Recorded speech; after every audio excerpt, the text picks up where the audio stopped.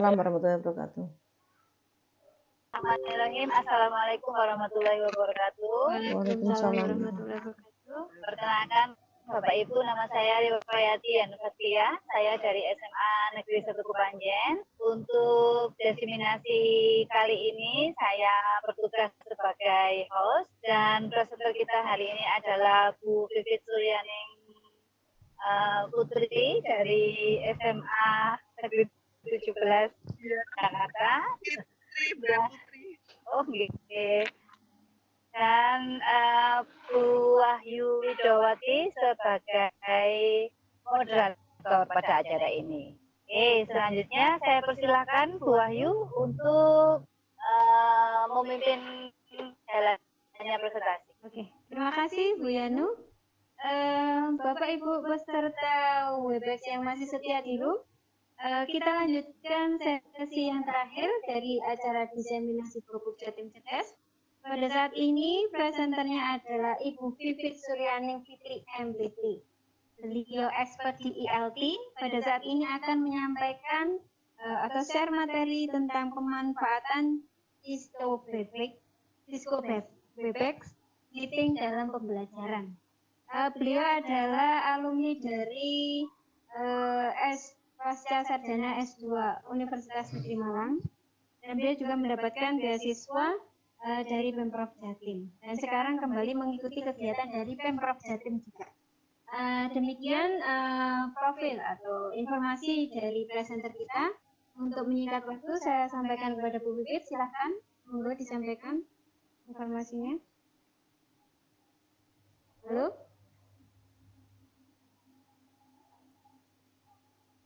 Halo, Bapak Ibu. Ini ujian. Masih share konten. Oh, ngaten. Nggih.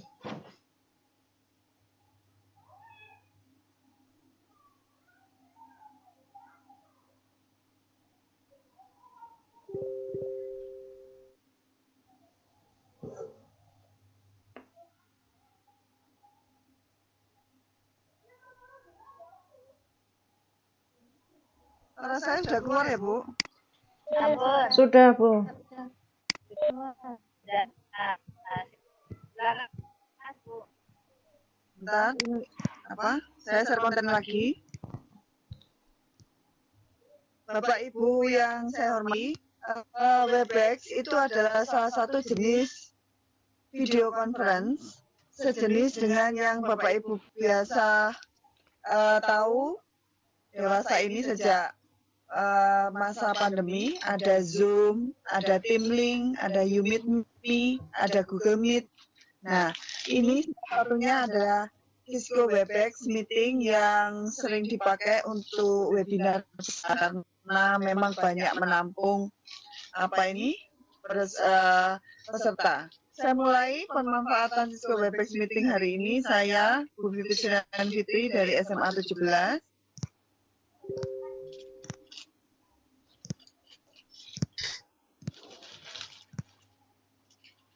Cisco Webex Meeting ini mulai yang seperti yang saya utarakan tadi adalah salah satu jenis video conference, juga banyak dipakai. Yang dulunya nih yang banyak membumi adalah Skype, tapi sekarang sudah mulai dikenal karena fasilitasnya lebih lengkap saya rasa dibanding video conference yang lain.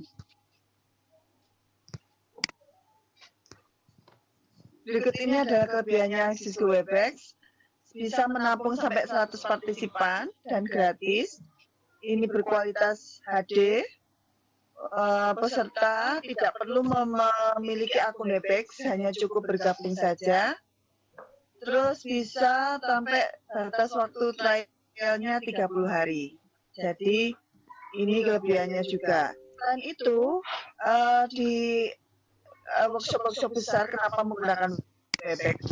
Mengatur bergeser dari peserta ataupun host dengan mudah.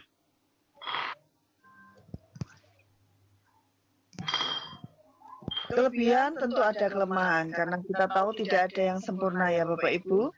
Kelemahannya adalah cukup menguras kuota yang banyak, jadi kalau pakai wifi, wifi-nya harus stabil. Yang kedua ini ya, yang saya tadi jaringannya harus stabil. Jadi kadang kemarin kita uji coba itu suara hilang seperti itu. Jadi itulah kelemahannya Webex ya. Langkah-langkah membuat akun Webex sekarang. Pertama, kita mulai klik di Google searching seperti yang tampil di layar, itu ketik ciscowebex.com. Walaupun pakai ketik webex.com juga bisa, tapi kalau langsung menjurus ke acuannya ciscowebex.com seperti yang saya tampilkan di slide. Ketik untuk yang tampilan pertama di layar Google. Selanjutnya klik participant join seperti yang digambar ini saya tampilkan. Maka kita masuk ke beranda, di situ ada pojok kanan, di situ ada sign up. Jadi Bapak Ibu yang pertama menggunakan Webex harus sign up dulu untuk bisa mempunyai akun di Webex dan mulai presentasi. Tapi kalau hanya join, Ibu hanya langsung klik yang sebelahnya, ikut join tanpa harus membuat akun. Nah, selanjutnya setelah Bapak Ibu klik sign up tadi, mulailah memasukkan email Anda. Jadi karena akan menjadi presenter, otomatis Anda harus memasukkan email. Nah, setelah memasukkan email, maka akan ada notifikasi di email Anda nanti untuk diberitahukan bahwa untuk membuat password. Nah, setelah membuat password nanti Bapak Ibu bisa akan tampil seperti di layar saya ini, yaitu beranda atau ruangan Webex yang kita miliki.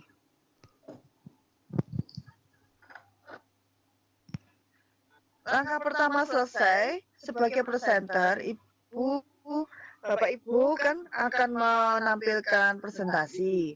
Nah, harus membuat agenda. Schedule-nya agenda itu, Bapak Ibu klik yang sisi kiri, ada sisi meeting itu, membuat agenda, tapi mohon diingat karena ini adalah Webex produk luar, bahwasanya untuk timingnya, waktunya, untuk AM itu adalah jam 1 malam sampai jam 12 siang, untuk PM jam 1 siang sampai jam 1 malam. Jadi itu perlu diperhatikan.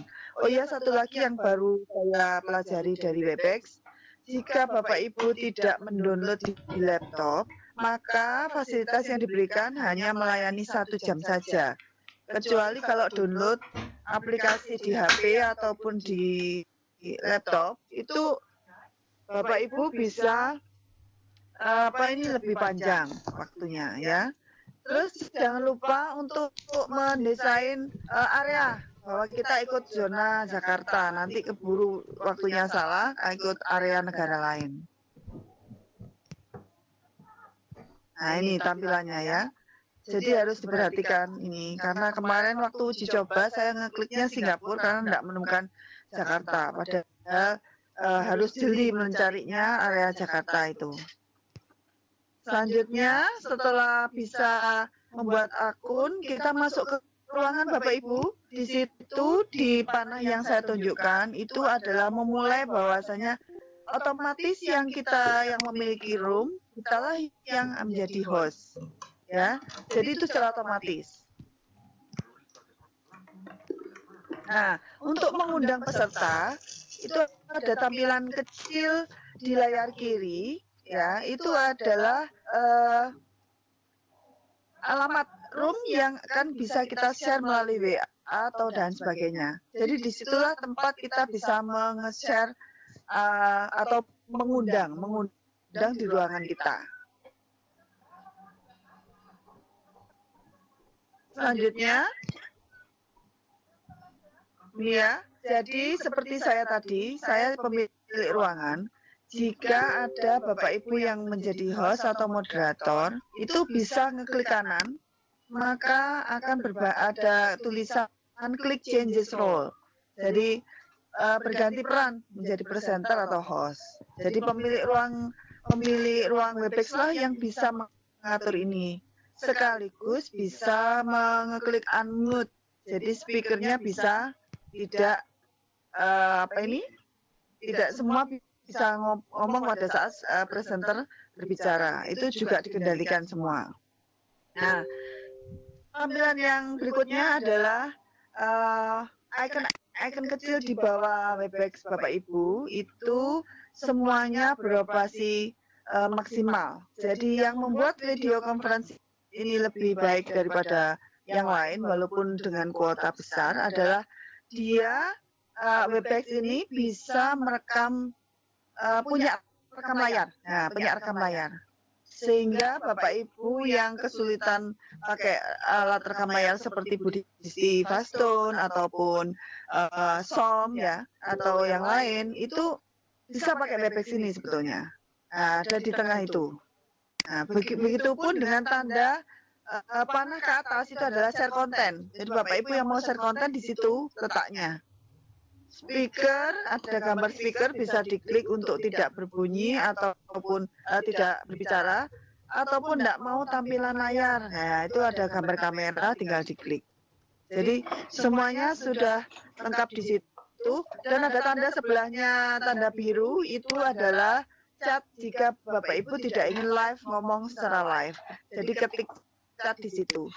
Nah, tanda titik-titik di sebelahnya chat itu adalah tanda di mana Bapak Ibu bisa setting. Jadi suara videonya, suaranya kurang keras itu ada di titik-titik itu semua. Itu settingannya, ya.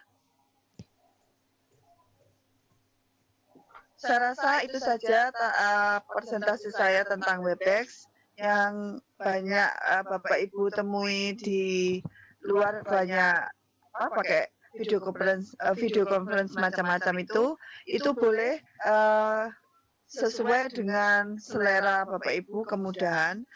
Tapi saya hari ini hanya menyajikan Webex karena memang Webex adalah video conference yang multi fungsi ya, jadi banyak sekaligus bisa merekam layar. Saya rasa Zoom atau yang lain tidak punya untuk alat seperti itu.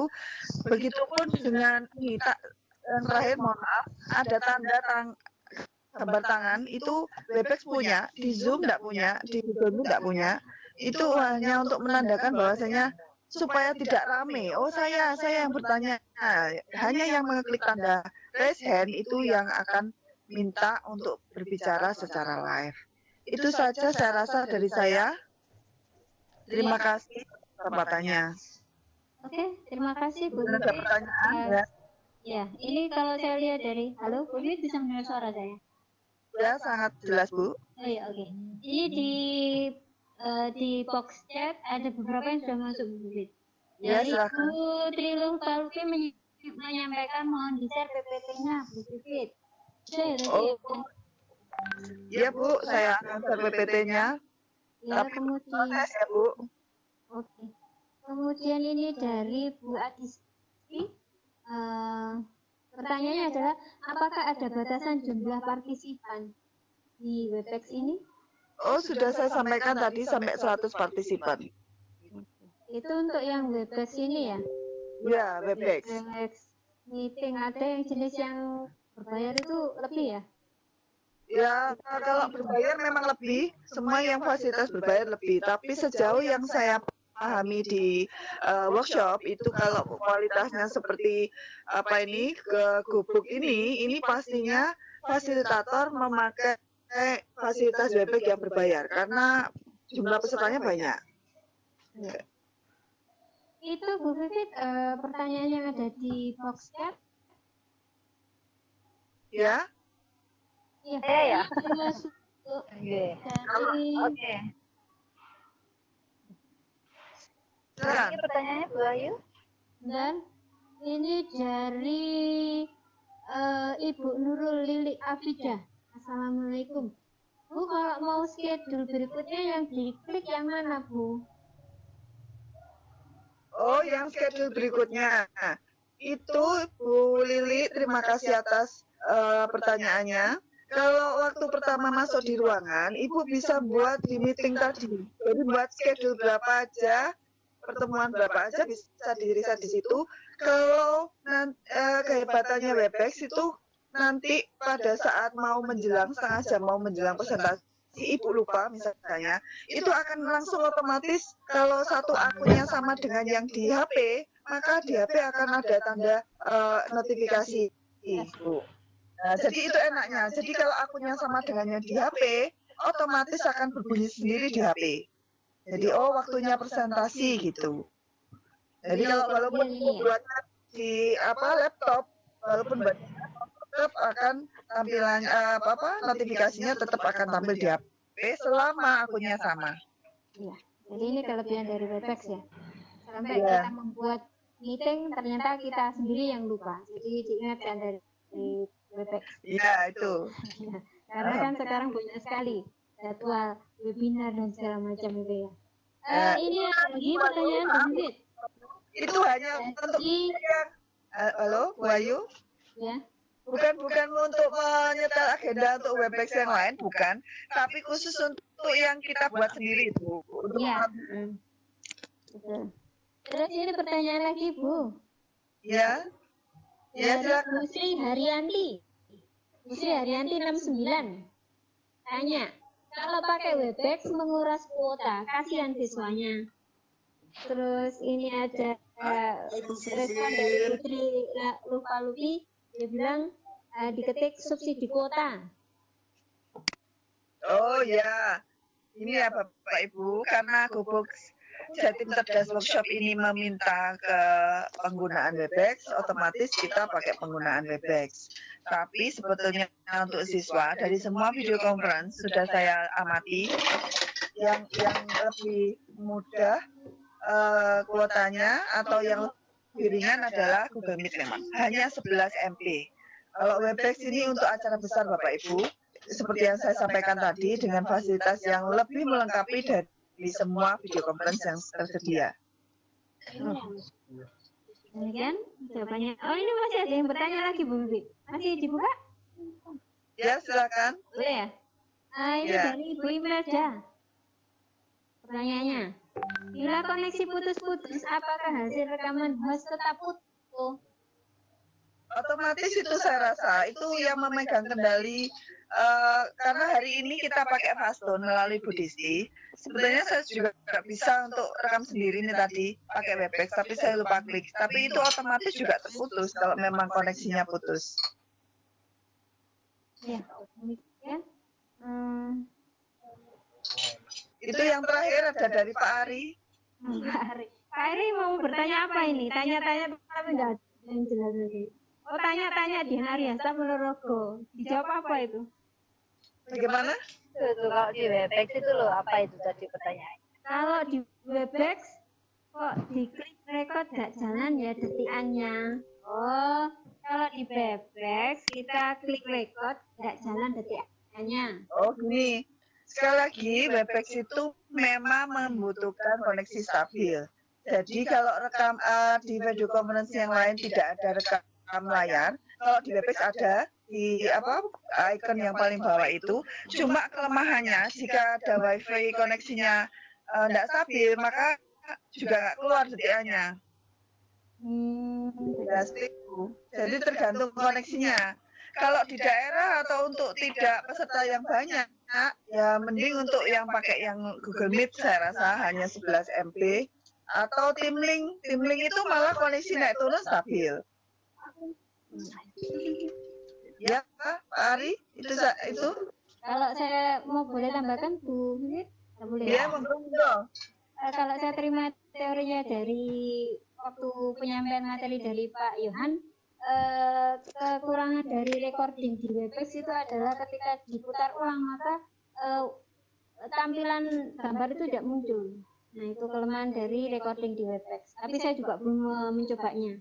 Iya Bu, itu sudah dicoba teman saya waktu gelombang 1, itu bisa muncul sekali lagi tergantung koneksi internetnya. Nah, makanya kalau ingin mengajar stabil dengan siswa yang tidak banyak, itu ya Tim Link itu koneksi naik turun dia tetap stabil. Cuma kalau minta untuk yang memorinya tidak besar, ya Google Meet itu hanya 11 MB. Jadi semuanya itu ada plus minusnya, yang seperti saya tunjukkan ke PPT tadi kan ada plus minus juga. Ya, mungkin cukup itu saja ya Bu Vivit. Iya, Ternyata pertanyaan juga lumayan sudah melebihi aturan yang sudah disampaikan di awal ya. Dan juga kita sudah mulai meeting ini dari jam tepat pukul berapa tadi? Jam 19.30. 19.30. Ya, kurang lebih kita sudah berapa ini? Setengah jam. Berapa menit ya? Ya, saya tutup dulu ya, Bu. Oke. Ya, seperti kita mengajar KBN pelajaran. Oke. Ya, saya tutup ya, Bu. Halo? Terima kasih bagi partisipan yang telah sudah menyampaikan hola-hola dan clap-clap di Foxchat.